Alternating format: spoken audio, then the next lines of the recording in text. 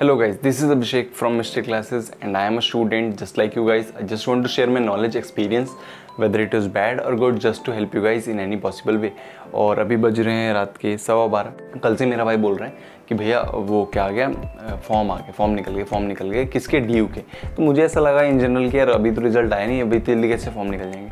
और मैं अपने एग्जाम के चक्कर में लगा पड़ा हूँ अपने अंदर में, तो इतना मैं ध्यान नहीं दे रहा था। फिर वो आज दोबारा बोल रहा था जब मैं अपना कुछ काम कर रहा था, फिर उसने बोला मेरे दोस्त ने भी फिल कर लिया। तो फिर मुझे लगा क्या बोल रहे हैं, इसके दोस्त पागल वागल तो नहीं हो गए। फिर उसके बाद मैंने सोचा चेक कर लेता हूँ क्या हो गया। फिर देखा तो यार ड्यू वाले तो खेल गए मेरे साथ, उन्होंने फॉर्म रिलीज़ कर दिया। और हर साल ऐसे होता था कि लगभग जब मेरे टाइम तो ऐसे था कि मेरे रिजल्ट के बाद ही आया था, क्योंकि रिजल्ट जो था वो 21 मई को था मेरा, और 21 मई तक हो चुका है। अब मुझे पता चला कि 15 मई को ही फॉर्म रिलीज़ हो गया था। तो अब मुझे ऐसा लगा कि मैंने बोल रखा है आप लोगों से कि हम डिस्कस करेंगे किस तरीके से फॉर्म फिल करना है। अब बात है कि फॉर्म फिल करना किसको नहीं आता, हर किसी को पता है कि नेम की जगह नाम लिखना होता है, लास्ट नेम की जगह अपना लास्ट नेम लिखना होता है, फ़ोन नंबर की जगह फ़ोन नंबर लिखना होता है। इन सारी चीज़ों के लिए टाइम वेस्ट ना करते हुए मैं उन चीज़ों को डिस्कस करूँगा कि जो चीज़ें नहीं करनी है, जो चीज़ें गड़बड़ कर देती हैं आपकी आगे की प्लानिंग को। तो सबसे पहले क्या करना है आपको, www.du.ac.in ये है DU की ऑफिशियल वेबसाइट, जिस पे आपको जाना है और लॉगिन करना है। उसके बाद यहाँ से आपको अंडर ग्रेजुएट एडमिशन्स पे क्लिक करना है, ठीक है। उसके बाद यहाँ आएगा नीचे UG admission portal, click here, इस पर क्लिक कर देना। ऑब्वियसली मैं लिखा हुआ है क्लिक हेयर, सब इतने समझदार हैं। उसके बाद न्यू रजिस्ट्रेशन पे क्लिक करेंगे हम, ठीक। फिर ये सारे जो भी पर्टिकुलर्स है वो फिल करेंगे। जैसे नेम की जगह अपना नाम लिखेंगे। ऑब्वियसली सबको पता है क्या क्या करना है। अब पासवर्ड जो भी होगा वो ध्यान से फिल करना है, क्योंकि ये जो लॉगिन आईडी है और पासवर्ड है ये आगे तक काम आने वाला है। मतलब आपको एडमिशन मिल जाएगा, उसके बाद तक ये काम आएगा ये सारी चीज़ें, ठीक है। फिर बार बार भूल जाता हूँ मैं, अब पता नहीं 10 बार भूल चुका हूँ, 10 बार रीसेट कर चुका हूँ। इसके बाद रजिस्टर पे क्लिक कर देंगे और अपना ईमेल आईडी और पासवर्ड याद रखेंगे, ठीक है। ये क्लिक किया रजिस्टर पे, ये आ जाएगा आपका रजिस्ट्रेशन नंबर, यहाँ लिखा होगा, ये आपको नोट कर लेना अलग से यहाँ पे।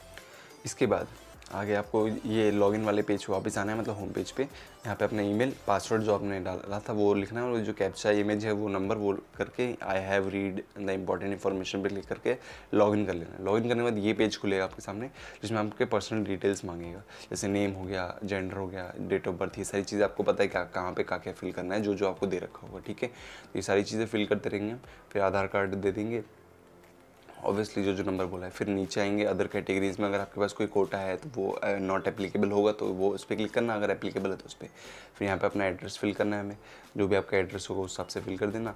और ये जो साइड वाला है, यानी कि राइट साइड है जो परमानेंट एड्रेस है, उसके ऊपर जो टिक है उसको वहाँ पे बॉक्स पे टिक कर देना, ठीक है, ताकि वो जो साथ में एड्रेस भरा वही वहाँ पे भी फिल हो जाए, ठीक है। अगर आपका अलग अलग शहर में रहते हो, मतलब मान लो वहाँ नॉर्मल जगह मान लो दिल्ली आए हुए और गांव का एड्रेस, तो अलग अलग भी फिल कर सकते हो, अपनी अपनी मर्जी है, ठीक है। फिर नीचे बैंक डिटेल्स फिल करने हैं अपने। बैंक डिटेल्स यानी कि जिसके बैंक अकाउंट से आप पे करोगे उसकी डिटेल्स फिल करनी है, ताकि आप बाद में रिफंड के काम आ जाए वो सारी चीज़ें। ये सारी जो इन्फॉर्मेशन है वो पासबुक पे होता है, वो फिल करके सबमिट कर दोगे आप, ठीक। फिर नेक्स्ट पे क्लिक करोगे तो एकेडमिक डिटेल्स आएगा हमारे सामने, जिसमें आपको अपना CBSE या जो भी बोर्ड है वो फिल करना है, बाकी चीज़ें फिल करनी है। और रिजल्ट में अवेटेड कर देना, अगर रिजल्ट अभी तक नहीं आया है तो, और आ गया है तो फिर फिल कर देना। फिर उसके बाद आएगा मेरिट बेस्ड कोर्स। उसके बाद हमारे सामने आएगा, येस करेंगे हम इस पर, क्योंकि हमें मेरिट बेस्ड के लिए भी फिल करना है। तो ये सारे कोर्सेज़ हैं जिनमें DU प्रोवाइड कराता है अलग अलग सब्जेक्ट्स। तो अब जैसे मान लें आर्ट्स ह्यूमैनिटीज़ के लिए ये सारे सब्जेक्ट्स हैं, उसके बाद कॉमर्स के लिए ये सब है, उसके बाद साइंस के लिए भी होगा। तो मैं ये कहना चाहूँगा कि आपको जितना ज़्यादा हो सके सब पे फिल कर दो, सब पे टिक कर दो जितना ज़्यादा हो सके। इसके पैसे नहीं लगेंगे अलग से, ये इसलिए काम आएगा कि जब भी एडमिशन होगा तो इन सब्जेक्ट्स के लिए आप अप्लाई कर सकते हो, तो अप्लाई करने में कोई दिक्कत नहीं। तो ये जैसे मान लो इतने सारे मैंने फिल कर दिए, उसके बाद मैं चाहूँ तो दोबारा एडिट भी कर सकता है इसको दोबारा से, ठीक है। मतलब दोबारा जाके दोबारा भी, मतलब जब तक लास्ट डेट है फॉर्म की तब तक आप इसको कितनी बार भी एडिट कर सकते हो, पेमेंट करने से पहले तक। उसके बाद एंट्रेंस बेस्ड नेक्स्ट कर दोगे, उसका एंट्रेंस बेस्ड कोर्स आएगा, जिसमें आपको ये पोर्टल खुलेगा, ठीक है। इस पे क्या है, जैसे मान लो बीटेक है, तो बीटेक तो आपको मैं कहूँगा ना करना इस पर, क्योंकि बकवास सब्जेक्ट है बीटेक में, इसका कोई फ़ायदा नहीं है। मान लो अब जितने यहाँ पे जैसे रेड बार दिख रहे हैं ना, इन पे क्लिक करने पे आपको मतलब इस सब्जेक्ट्स के लिए एंट्रेंस देने के लिए आपके 500 रुपीज़ चार्ज होंगे, ठीक है। अब जैसे मान लो मैं यहाँ करता हूँ BMS पे, तो BMS में मैं एक अपना कोर्स सेलेक्ट करूँगा, जैसे मैंने कर दिया यहाँ बैचलर ऑफ मैनेजमेंट स्टडीज़, ठीक है। अभी अपना कॉलेज के प्रेफरेंस दूंगा मैं, तो ये प्रेफरेंस वाइज मान लो ये जितने भी हैं आप कितने भी सिलेक्ट कर सकते हो, सेम कोर्स के लिए भी, अलग अलग कॉलेज के लिए। होता ये है इसलिए कि मान लो आपने एंट्रेंस क्लियर कर लिया तो आपको फर्स्ट कॉलेज कौन सा मिलेगा वो इसके हिसाब से है, ठीक है। तो कोशिश करना है ज़्यादा अच्छा कॉलेज ऊपर से सेलेक्ट करो और जितने ज़्यादा प्रेफरेंस सेलेक्ट कर सकते हो वो करो।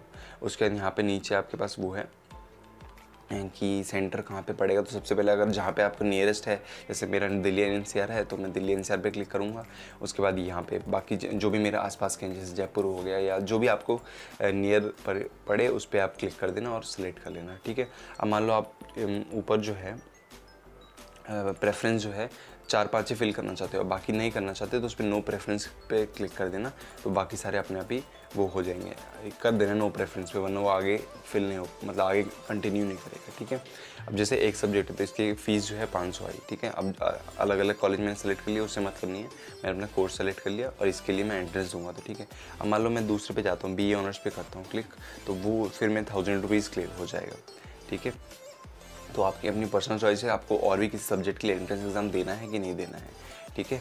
मेरे हिसाब से तो BMS में ही अच्छा रहेगा, बाकी सब्जेक्ट्स तो उतने अच्छे हैं नहीं, बाकी अपने इंटरेस्ट के ऊपर है अपना, ठीक है। तो ये सारी चीज़ें होने के बाद मैं सबमिट कर दूँगा, तो नेक्स्ट पेज खुलेगा मेरा ये स्पोर्ट्स कोटा और ECA कोटा। अगर आपके पास है तो आप उस पर क्लिक कर देना, येस, नहीं है तो नो कर देना ऑब्वियसली, ठीक है। ये सबमिट कर दिया मैंने। उसके ECA पे भी मैं सेलेक्ट करूँगा और उस पर भी नो कर दूँगा, ठीक है, और सबमिट कर दूँगा। उसके बाद फिर अपलोड्स में आता हूँ। अपलोड्स का मतलब कि मेरे फोटोग्राफ्स है उसको स्कैन करके अपलोड करना था। फिलहाल मेरे पास अभी स्कैनर नहीं था तो मैं अभी इसको नहीं अपलोड करूँगा, जो आप कर सकते हो अगर आपके पास है तो।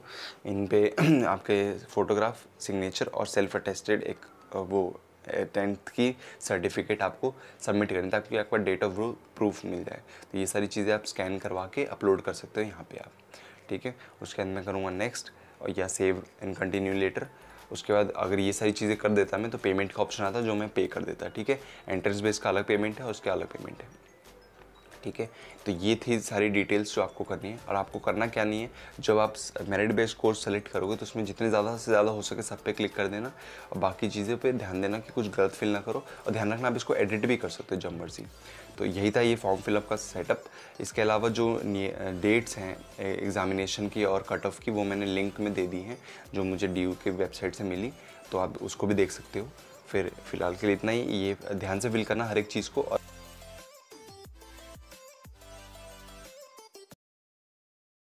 ये 2-3 फ़ायदे होते हैं DU में रहने के। और आप YouTube वीडियोस बना सकते हो जिसका नाम मिस्ट्री क्लासेस है, ठीक है। जो तो ये अगर आपको ये वीडियो हेल्पफुल लगी हो तो ज़रूर इस चैनल को सब्सक्राइब करना, क्योंकि यार थोड़ी बहुत मेहनत करता हूँ तो उसका अप्रिशिएशन तो मिलना चाहिए ना मुझे। और अगर चाहते हो कि एडमिशन मिल जाए, और मेरी एक सेटिंग है और सेटिंग ऐसे काम करती है कि अगर आप नीचे सब्सक्राइब करोगे, लाइक करोगे, शेयर करोगे इस वीडियो को जिसको ज़रूरत है देखने की, तो आपका एडमिशन होने के जो प्रोबेबिलिटी है वो बढ़ जाएगी, ठीक है। और ना हो तो मेरे नाम पे रिपोर्ट लिखवा देना अपने नियरेस्ट पुलिस स्टेशन में। तो इसी के साथ इस वीडियो में इतना ही। मिलेंगे अब नेक्स्ट वीडियो में। आप क्वेरी करना नीचे, जो भी आपके डाउट होंगे मैं कोशिश करूँगा ज़्यादा से ज़्यादा रिप्लाई करने की। 24 तक मेरे एग्जाम है, उसके बाद फिर हम ज़्यादातर वीडियोज़ बनाएंगे 12th के लिए भी, 12th के बाद वालों के लिए भी, और अपनी बातचीत चलती रहेगी इसी तरीके से। तो अब tata bye bye, video edit करनी है क्योंकि वो जो पार्ट है वो बीच में घुसाना है, ठीक है। Tata bye bye, take care.